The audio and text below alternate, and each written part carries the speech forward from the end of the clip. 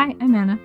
And I'm Kent. And this is Film and Family, a podcast for professionals in the film and entertainment industries who want to experience deep joy and satisfaction in both their family life and film career. Let's jump right in. All right, welcome to this new podcast. This is our first episode. We are going to be covering a topic that we feel is really important. This is going to be a one-take wonder. Yes, so there might be some flubs, but that's okay. So we want to talk about this idea that I think a lot of us struggle with, and if we don't struggle with it, maybe our parents struggle with it, and they've been sort of pushing it into our minds and our subconsciouses all growing up. But it's this idea that maybe having a healthy, or I don't know, a normal or a happy family, and having a really successful or exciting film career are mutually exclusive, or that you can't have one without the other. And sometimes people tell us this, but I think sometimes we tell ourselves this. Sometimes we almost experience what might make us believe that that's the case, because it can be really hard. It can be really hard to balance those two things. It can be really hard to find what we imagine in our minds is success in those two things, because maybe our families don't seem as happy as we want them to be, or maybe we're struggling, or maybe we have a really happy family, but we're just wicked broke, or maybe our wicked brokenness is actually causing more issues in the family life, which is often the case. So sometimes these things push and pull, and they create tension there. I think that there's all kinds of tension for it, but we just want to address that thought and just have a conversation on that note. Yeah, this is, I think, always a challenge for people, anyone who has a film and a family, to balance both, to find that middle ground with both, where you can have satisfaction and not have them be at the expense of the other. And it's sort of something that I think is alluded to in the questions that people ask us. I would say that one of the, and we're by no means experts on this, but it's something we're always trying to figure out with our own family and film careers. And something that people always ask is, how do you do both? And I feel like even our own families who know our lifestyle are kind of in this bewildered, like, how do you provide for your family and work in films? And I think we often even feel that way, like, how are we doing this? So my mom once in casual conversation asked me what I mentioned a gig that we had gotten, that I was shooting something or editing something for some commercial client. And I mentioned offhand, like, how much it was. It was like a few $1,000s. And mind that I've been doing this for years, and my wife and I have been married for a little over 5 years now. And she just asked, how did you get that job? Like it didn't even make sense. Like, how did you find this other entity that decided that they actually wanted to pay you for this? So it was just kind of a funny thing. And it just hit me that some people sometimes self-employment in general is a mystery to them, but especially the film industry, that's a big mystery. And what's even a bigger mystery, I think, is narrative and creative art, and how you actually make money doing that. How do you actually get a film funded? Those kinds of things are even more mysterious sometimes. And so when you're making a career doing more predominantly that sort of thing, it gets even more, people just don't know how that works. And that's something we're all learning how to do. But the more it becomes real, I think the more it just seems magical to those on the outside. So what I'm wondering is, did you ever feel this way? Like, did you ever feel like you couldn't do both?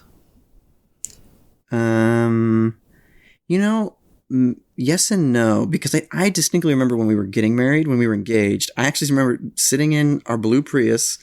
I think it was like the Walmart parking lot or whatever. And we were just talking about, like, how are we going to make this work? I think we actually even sensed then how not normal the life we wanted was.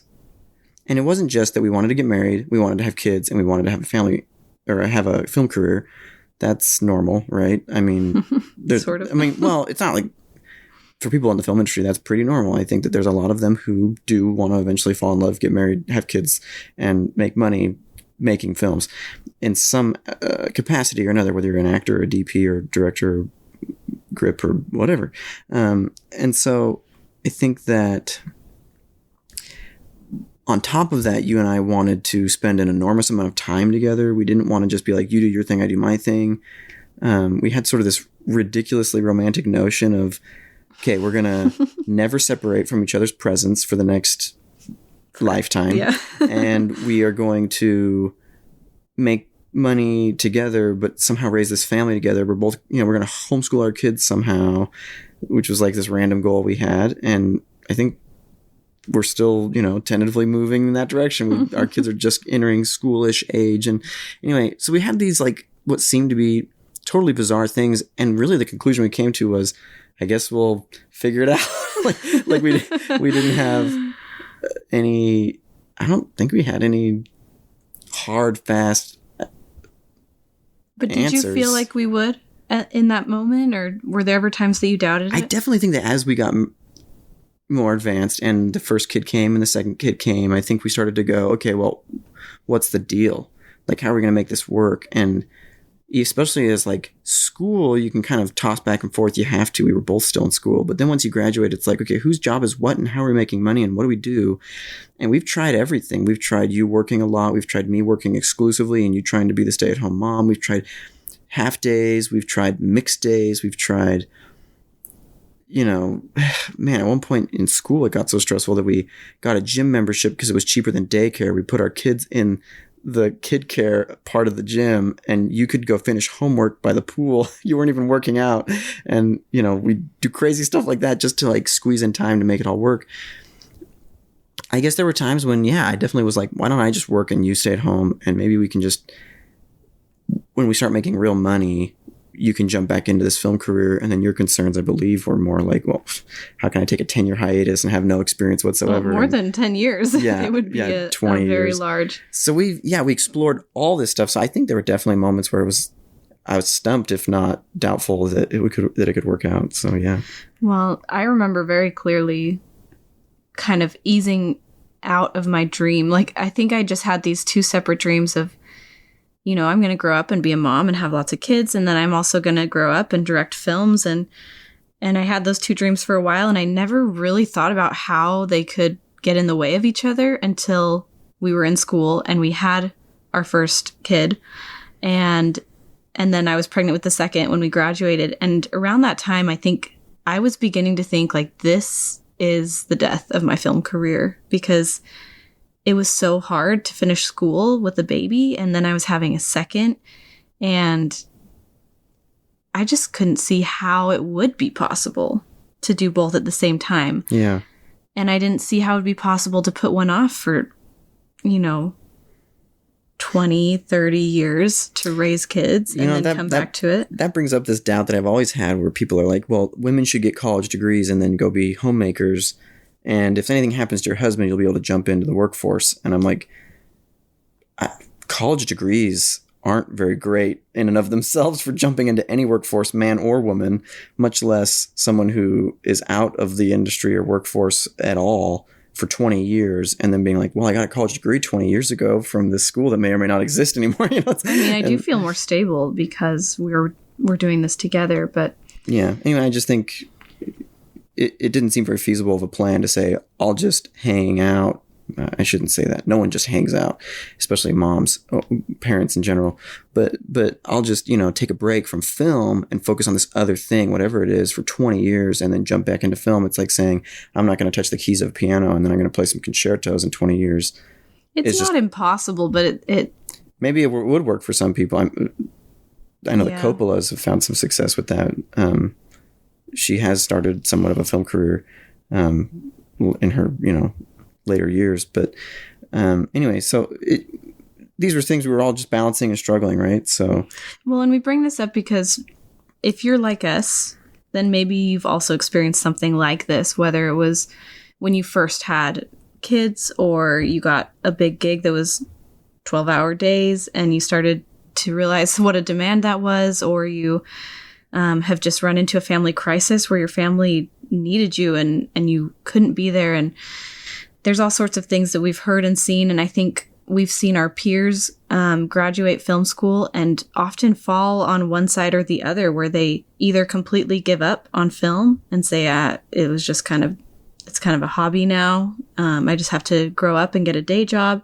Or they pursue the film path and kind of forego opportunities to start a family, and it takes over everything that they do. Yeah, and they have these goals. It's not just like that they've decided, I don't want to have a family. If that's the case, like that's not really the issue. We're talking about people who have deep desires to get married, but they're not dating anyone because they're working all the time. Literally, they're so passionately dedicated to getting this film career off the ground, which is admirable, but then they're letting other deep personal desires go by the wayside. And maybe that's you on one hand or the other. And like Anna was saying, on the flip side, we've seen couples literally both in the film industry, both completely cut ties with the film industry. Like they've decided it's just too hard. You know, they go to LA, they get burnt out, they get jaded, and they say, it's not possible. They literally conclude,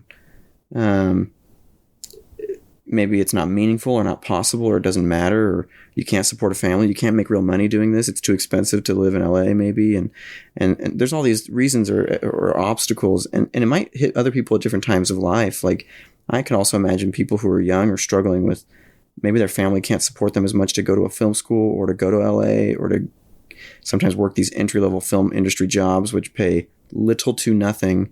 They have to be fiscally supported somehow. So there's all sorts of obstacles that make film and family seem like, how can you possibly start both and manage both at the same time? Yeah, and I think something that I like to use as an analogy moving into what can we do? Like, and is it true that these are mutually exclusive or not? I like to think about a double pan balance scale. And if your life is, you know, on one side you have film and on the other side you have your family, and you're trying to balance both. And let's assume that balance feels good. And being out of balance doesn't feel good. It feels disproportionate. It feels kind of uncomfortable. Then I think a lot of people make the mistake of trying to sequence their priorities and just say, well, I'm going to invest in my film career for a long time and then I'll have a family. As soon as I can just get this film thing going, then I start my family. Or they say, you know, I'm just going to do the family thing for a while and then I'll get around to the film career. It's still going to happen. Like I'll get a day job doing something with some skills that I've developed. It's temporary. It's just going to support the family and then I'll go back to my film dream. You know, that reminds me of, and it's not a film book at all, but it's a book by Clayton Christensen and Karen Dillon and some other author. He has some co-authors called How Will You Measure Your Life? And he mentions that even these Harvard Business School graduates were experiencing the same thing where they said, okay, I'm going to start this big nonprofit. They have these huge dreams. I'm going to start this company that does this really unique thing, or I'm going to create these new products, or I'm going to go work at this one place. Like I'm going to work for this one journal as an editor or whatever. And like they have all these like dreams, and they're their dreams because they're meaningful to them. They actually believe that I'm going to do something very meaningful, but then they end up electing to do something that seems more normal or natural.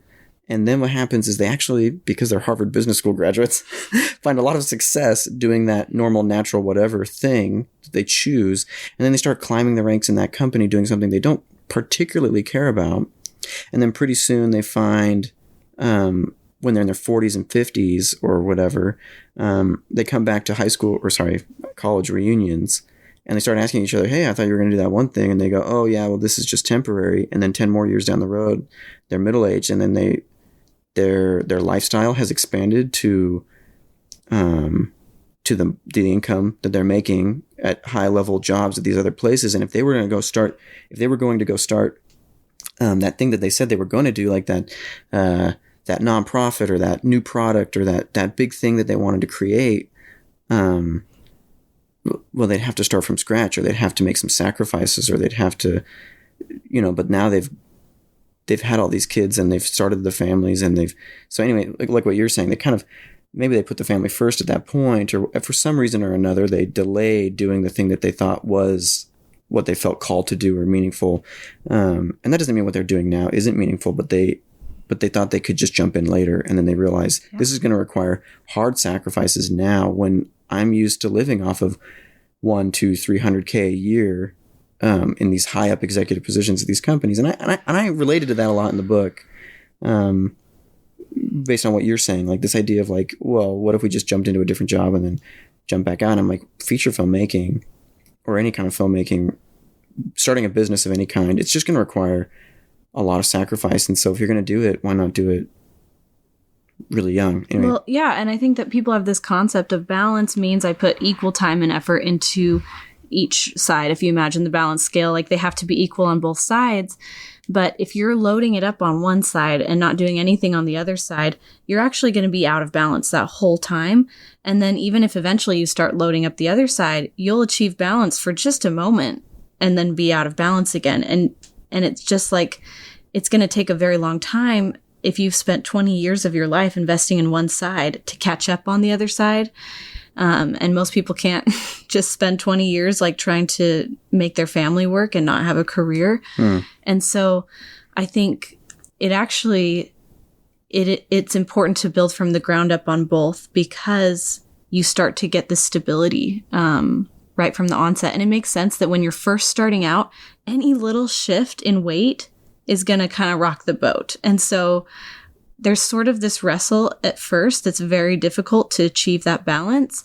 But then the more weight you add to both evenly over time, it starts to stabilize so that like little differences in balance don't actually make a big difference. Like, so it doesn't like shift the scales so much. So like if you've got like that scale and I put a pound on each one, and then I put a pound on the film side, it's going to be twice as heavy, and it's going to, drop down to the bottom. And then I got to put a pound on the other side and it'll rebalance out. And then I just kind of keep playing that seesaw game, but it doesn't look very stable. But then 10, 20 years later, I've got 6,000 pounds on both sides, and I add a pound to the film side, but it's like imperceptible. Yeah, it's right? imperceptible at that point. So yeah, I see what you're saying. Like this idea of like, if we start both early, they're both going to be rock solid as you go down life. But if you just heavily load up on just career, it'll take you forever. If not, you might never be able to catch up on the family side, and vice versa. Like if you focus on family in your mind, at least by taking a day job, well, then that day job will be so heavy that like the idea of switching to a freelance career or whatever, it's not impossible. It's really not. And, experience is experience, and everyone's story is going to be different. But this idea of putting things off for later is something that maybe we are questioning in this conversation. Well, and I think another reason people want to do that is because of the impatience for success. And I think I often feel like the tortoise and the hare kind of story. When we graduated film school, I just told you this recently, I felt like I saw all our peers like running off to LA and getting internships and making stuff. And I felt like we were behind because things moved a lot slower for us. We had a family. We couldn't just, cut all ties and run to LA. And so we were sort of, we cut all ties and ran to Atlanta instead, which was a great decision. Yeah. And a decision we made based on the fact that we thought there seemed like there was more demand versus supply of filmmakers in Atlanta. It was more affordable and family friendly. It was way more affordable for, like we couldn't really imagine ourselves paying decent rent. We should do an episode on that. But anyway, so I felt like everyone was going so much faster, just like the tortoise in the stories, like watches the rabbit speed by and is like, oh man, how am I ever going to win this? But if you just keep going, slow and steady really does win the race, because we watched our peers burn out and go home and give up. And it's not everybody's story, but I think we just kept steadily moving forward until those same peers were like, hey, what are you doing? That seems to be working. Yeah. And suddenly they're coming to us for advice. And it was like, oh, wow. I thought you were the one who was way ahead of me. But I think just that steady, persistent, balanced investment really does create the stability over time. Yeah. And I want to make clear that like, we obviously don't think we're better than anyone. And we also know a lot of these peers that we're thinking of, I know who we're thinking of. We admire them deeply as filmmakers and as people. And we're like, that person's going to make a great spouse, and that person's going to make a great parent, and that person's going to make awesome films, like whatever kind of filmmaking they're interested in. And it always breaks our heart a little bit to see people give up on one side or the other, because we know how great they can be. And obviously people can make their own choices. They really can. And they might end up feeling like they need to go a different direction. And they're probably right, because they're the ones making decisions over their own lives. But often it also seems that these people, it's a reluctance.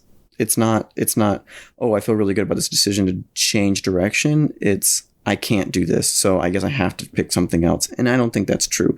And I think a lot of us think that sometimes, like, I have to pick something else, some other job, some other career. I have to adjust my goals because these things that I want aren't possible. Well, it's possible that they're not right for you, or that maybe you feel that you should do something different. But the idea that they're not possible just isn't true. That's a belief that I think is burdening a lot of us down. It slows us down. It keeps us from progressing, and it's going to discourage us if we really believe that those two things are mutually exclusive and that they're not possible. Yeah, I think that this is, if we were going to leave you with one thing, for me, it would be that. It would be that it's possible. It is possible to have both at the same time. And in fact, they're not mutually exclusive. It can be mutually supportive. And if we go back to this, balance scale analogy, if you have balance, you can put so much more weight on, because if there's too much weight on one side, you can kind of break the scale, or like it's at the expense of the other. It's a big burden to bear on the family if you're investing it all on one side with film, or vice versa. But if you can achieve that balance, the scale just kind of floats, because both sides are supporting each other, which is kind of hard to imagine, like what that means on a specific level. But I know for me, a big realization that I had was that I'm a better mother when I feel fulfilled in what I'm doing, when I feel like I'm being an example of doing what I feel like I need to do in the world. And that was film. And I always thought, like, maybe it's selfish of me to pursue this and I should just stay home with my kids. And yet I've realized I'm a better mom when I feel like I'm doing what matters, and it is an example to them, and they want to do that too. And at the same time, I'm a better filmmaker because I'm a mom, and because I have all these experiences of having a family, and the struggles that we face are things that you just can never experience without having a family, or having a personal life. Like, if all you do is work, you don't really have very meaningful things to say in your films. Because there are more meaningful things in life than films. Film is a reflection of life, right? Art in general, all disciplines like that are just a representation of real life. And real life is where the true, deep, meaningful things happen and are and exist. And so, yeah, I agree. And so, I had all these thoughts as you were saying that last point that you just said. Well, I have one more thing, and maybe you'll think of them. I guess my invitation to you would be, wherever you're at with your balance scale, to take kind of a personal inventory and see where you're at. And if this is something that you want both, to consider, maybe I should take a break and invest in family for a little while. Or maybe I need to more heavily invest in one side or the other in order to achieve that balance, and then kind of just move forward with pretty equal distribution of weight. And that doesn't mean equal time to both necessarily. It just means that your priorities are straight. And so just like one weight could be small but weigh a lot, as opposed to another weight that's big but doesn't weigh very much, it's going to look different for you and your circumstances, but yeah, you can kind of feel when you have the balance or not. Yeah. And it's like, I keep wanting to almost interject with these ideas, and then I open my mouth and I'm like, I'm blanking. No, it's just, it's not about, when we talk about investment, it's usually not about like how much money can you pour in faster. It's how much earlier can you start investing in something? Almost always that's the name of the game. Like, the earlier you start, the younger you start, there's exponential differences that make it so that you will never catch up if you start 5, 10, 15, 20, 30 years later. Even if you pour it in, like, it's like that, that Dave Ramsey thing. Or, I don't know. it's like every financial person, I feel like, has made this point that like someone who starts when they're 23 and someone who starts when they're 33, the person who starts at 33 could be investing double the amount, but they will never catch up. Like double the amount every month in this same interest yielding thing. So it's the same way with this film and family stuff. I really do feel like if those are the two most valuable things to you, you really feel like these are two really big, maybe not the most, but they're two of the most valuable things. And you really believe that long term you want them to exist and to happen and to be fruitful for you in your life. Fruitful meaning, you know, you want to experience all that joy that comes from creating meaningful film that reaches a lot of people and having a family that these relationships mean something to you and that you can have this closeness with them. As hard as both of those things are, the earlier we start, at least this has been our strategy, the better. We know that if we just stick with it for a very long term and we start both as early as we could, that those would eventually yield the greatest byproduct of joy. And that's our own personal feelings and thoughts and theories. It's working out pretty well. It's not like we're, you know, competing with Christopher Nolan to who's going to release the next theatrical, you know, movie that's going to bring everyone back to movie theaters or anything. And it's also not like we have a perfect family that is always happy, smiling, and whatever. I don't think that really matters. The point is, don't tell them that. Oh yeah, no. I think that what really matters is that we are investing, and we know that if we just keep investing and working hard, that these two things will, against all odds, really pan out. And that requires some faith. That requires some faith in the process and in the time, which you need to have that kind of faith, whether you're, you know, if you're a filmmaker at all, because it just takes so much faith. I feel like I listened to this podcast episode called The Producer's Guide, which I recommend that podcast. I think he might have stopped doing episodes, but it's on Podcast One, and it's Todd Gardner, who's produced movies like Triple X and Pearl Harbor and some stuff from Michael Bay and whatever. But he goes into really great detail, and he talked about how you just have to go out there and listen to people tell you, no, this is never going to work, all day long. And you just have to have so much faith in, well, I'm going to start the process and I'm going to work it out and I'm going to address concerns, and everyone's going to tell me 1,000 times that this is never going to work in a million years. And then guess what? In a few years, it does work out and the film gets funded and you get it made. And then pretty soon you've got a career in your past that looks pretty good. And it takes a long time and it takes a lot of faith, but you just have to be like, if I keep working at it, things will materialize. If I keep working at it, not only will we have kids, but we'll like our kids and we'll actually get along and we'll have a family life that matters to us, that, you know, brings us joy. Same with the film career. And so it really does take imagining it and then just moving toward it, even if you have no idea how or specifically how you're going to do that. What matters most is that you believe that it is possible, and then you just keep moving in that direction and making necessary course corrections along the way to just kind of move toward that vision. And I hope that doesn't tweaking sound... the scale. Keep just making those little balance adjustments. That sounds so esoteric, but that really is, I think, it's powerful. It's kind of how we've tried to do it. And I've noticed there are times in my life where I go, you know what, I'm not really pointed in that direction, and I have to go, I'm never going to make these kinds of videos again. That's hurt financially. And then we start working hard on... Speaking of wedding videos. Yes. And we started working hard on other kinds of film, and we started saying, this is what we're going to do, and this is what we got into this in the first place to do. I mean, that was even in college. And when I was choosing a major, I wanted to go into animation, and I realized, what are my long-term goals, and what am I really wanting my life to look like? And I realized it didn't make as much sense to try and major in animation. I needed to major in film studies. And so, and that's okay. You can major in animation too, and you might end up directing films. It's that, you know, sometimes it doesn't really matter. It's just at certain points we make course corrections because we know what the vision is. We know what the end goal is.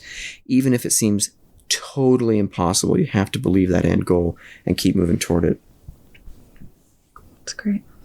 Yeah. So thanks for listening to this first episode. Did you have anything else you wanted to talk about, Nope, Anna? I think we should wrap it up. Okay. So that's our first episode. We hope you enjoy it. We hope you can keep listening. Please subscribe so you can get notifications on upcoming episodes. We are going to be consistent. We're going to keep this thing together. And please check out our content on invisiblemansion.com. You can follow us on Facebook as well, Invisible Mansion Pictures. You can learn more about some of the work we're doing with this podcast and some of the thought work and other things relating to that balance and that film life and that family life by following Anna Tallman Coaching, or there's it's groups. Just on Invisible Mansion.